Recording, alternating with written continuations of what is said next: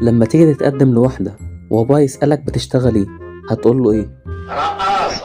بكرة الأيام تبين من قاسي ومن حنين، وساعتها تعرفوني لما الأيام تبين. مع احترامي لكل الجنسيات، بس المصريين أخف دم في العالم.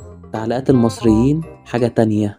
زي ما انتوا شايفين ده المفروض مدرب رقص شرقي، بس مش ده اللي يضحك. اللي يضحك بجد هي تعليقات المصريين. أخف دم في العالم. تعالوا نشوف الكومنتات. أول تعليق: الأخ من جامعتنا ولا من جامعتهم؟ تاني تعليق: خايف أقولك ربنا يسترها عليك دنيا وآخرة، عليك لبست طرحة العروسة، اخي على الرجالة، فضحتنا الله يحرقك. تالت تعليق: بتعملها ازاي يا فنان؟ رابع تعليق: يا كوتي بيرقص احسن من اختي قوي. خامس تعليق والاخير: يا فرحة امك بيك.